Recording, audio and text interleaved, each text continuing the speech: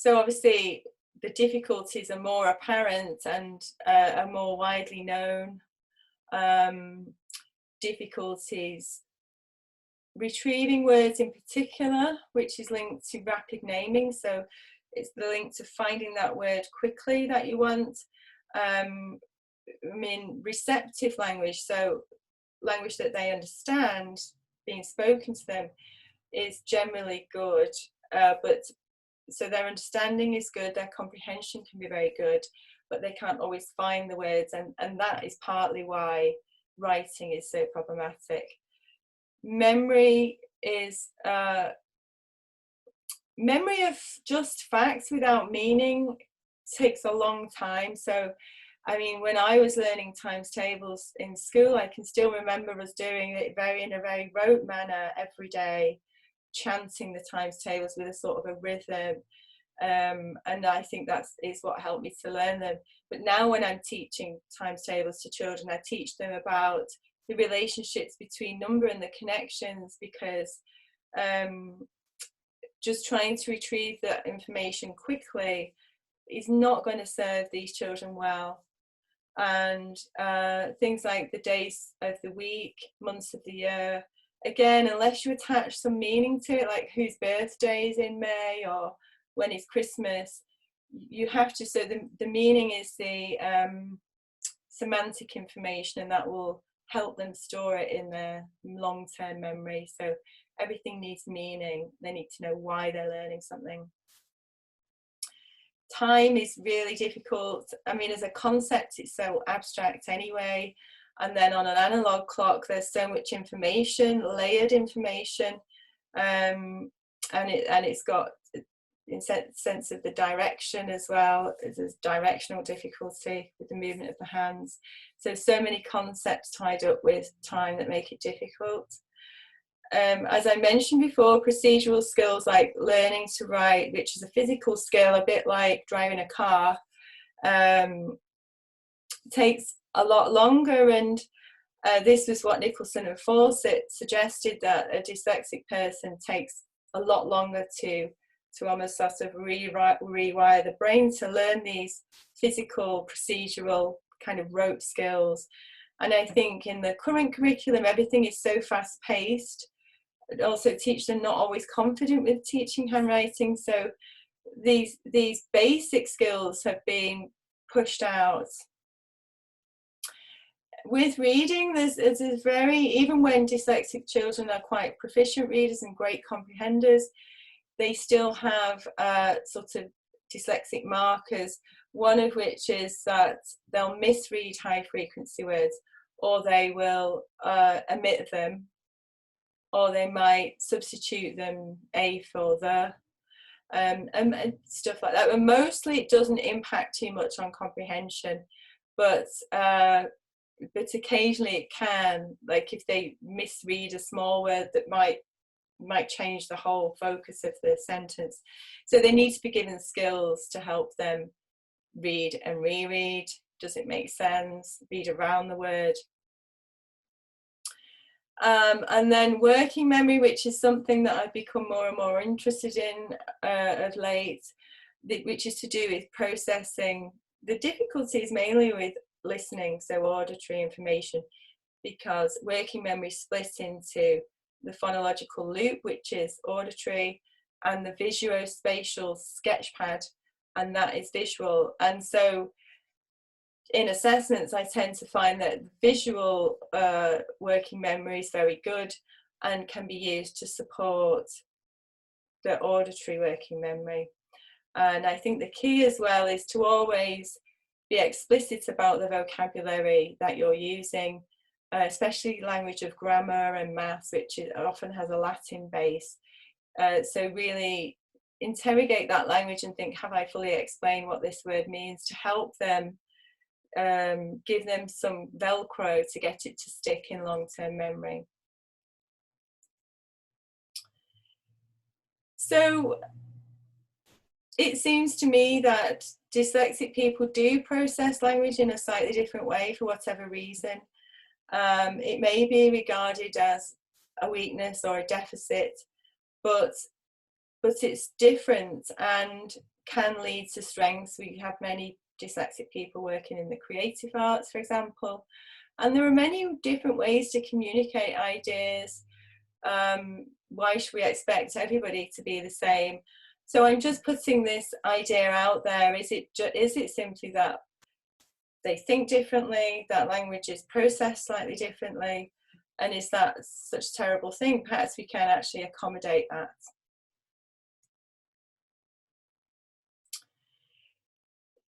The alphabetic principle, which is to teach the child that explicitly that letters have both a name, so the grapheme, the picture of the sound, has a name, and then we also have the phoneme, which is the sound that you hear, and that is really, really important. And many practitioners are really kind of hesitant to teach letter names, but it is a year one target, and for good reason, because whilst we have 26 letters in the alphabet, various combinations of letters can make 44 different sounds. So children need to be secure with letter names and to be able to use them in spelling. There's lots of ways to support a poor reader, and I think for me the most important thing is not to teach them a sense of failure, not to treat an intervention as if the child needs to be fixed. Reading should be pleasurable, and I think we shouldn't be too prescriptive about the reading material either. What is the child interested in? How can you scaffold them to have a successful read? So one of the things I always do is to have the child look through, maybe have a book walkthrough, so you're going through the book to discuss what it's about first, and then look through each page for any words that need to be decoded that might present challenge, so that they have a smooth read. Because I think creating an image for a child that they are a reader is the most important thing when you're teaching reading. And then of course all the things that are involved with spelling, such as pointing out the phonics choices, what are the choices that that sound could make, pointing out affixes as well, prefixes and suffixes, teaching them how to chunk words into syllables. All of that is going to lead to reading success. With spellings, it's the same kind of repertoire of strategies really, that when you're considering particularly vowel combinations, think about what are the choices, and try and encourage them to think about the orthography, which patterns normally go together, so that they start to develop a better sense of what looks right. And there are other more visual approaches you can take, like picturing the word and helping them to learn it as a whole word, strategies like that. I mentioned before the difficulties with processing auditory information, and I mentioned grammar, the language of grammar and the language of maths. So to help them retain it, they can take notes, they can write about the history of the word, the etymology, which can be really helpful. They can draw a picture to illustrate the word. And then you can practice retrieval, so you can practice asking them what the word means. Because you can go through a whole school year using the word subordinate clause, but unless you've actually fully explained and checked with the child that they understand what it means, they'll just keep hearing it, and it would just keep falling out of their working memory. So you need to be sure that they understand the language. One of the big things with language and when you're teaching phonics is really exaggerating articulation, because students with dyslexia can't always feel all of the sounds. So it's great to encourage them to chunk words into syllables, and to also look in a mirror so that they can actually see what their teeth, lips and tongue are doing when they say the word, or to do a slow-mo on a phone or iPad helps them really sort of see what's happening, because otherwise you'll get, particularly consonant blends, they'll miss sounds out because they're not getting the feedback from all of the sounds when they're blended closely together. Letter shape is typically not automatic, and because they haven't practiced letter shape for long enough before they're then required to write words and sentences. So it's just, so they're always off the mark because of the cognitive load involved. There's too much to think about. So if you don't get the base right, if you don't get the foundations right, where they can write letters correctly with the correct formation and fluently, they're not ready to write words and sentences. They'll always be off the mark because the foundation isn't there. Tips in the classroom: always give them thinking time. They get so frustrated when they might have a good answer, but because they're stressed, when you come to them to give the answer, it's gone out of their head, or they'll retrieve the wrong thing, not the thing they wanted to say. So thinking time is really important. Give them visuals. It doesn't matter if you don't feel you can't draw, just have a go, or encourage them to do it. Give them the why if you can. Give them, always explain from the basics up so that they can make connections and improve that long-term memory, get things to stick. Reflect back to them when they've used a strategy that's worked. So how did you remember that? Oh, what you did there, you used something to help you remember. What was it you did? So you're helping them to reflect, and this will build metacognitive strategies. So they'll start to themselves notice when they're successful and think, what did I do?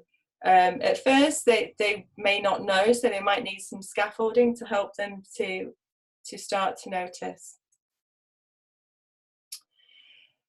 Dyslexic children often need to move,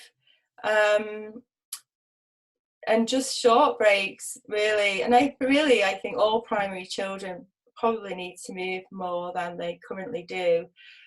You know, every 15 minutes have a short break or a little move around. But you'll find that they are often a bit wriggly on their chair, or they're the sort of child that might sit on their foot when they're on the carpet because they're seeking proprioceptive pressure, they're looking for pressure, or movement. So especially in maths, which is, there's a lot of processing in maths, so I found with children sometimes they might like to pace while they're trying to remember times tables, for example.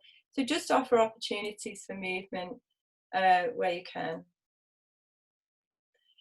I think by noticing the really small improvements, so if you're looking at handwriting, a great letter shape to focus on is the letter C. It often is tricky for them because they stop it too soon. It needs to come round and then back. And obviously a C is the foundation for A, D, O, so many other letters. So if they can start to get the C shape right, then that's going to improve across the board. So always think about small steps, and when you start to see improvement, praise it. Celebrate their great thinking when they share it with you. It can feel like a false economy sometimes. You thinking you've got to get through the curriculum and all the children have to be seen to make progress. But you have to be quite brave and think this child needs longer to practice certain skills and try and make room in the day for that. And that should happen early on. I mean, they really need fluency before they move into Key Stage 2. So they definitely need more practice, for example, in letter shape until it's fully automatic. So So my advice would be to make time in the curriculum in the day for that. So my blog is ThinkPix, and I'm on Twitter, and thank you for listening.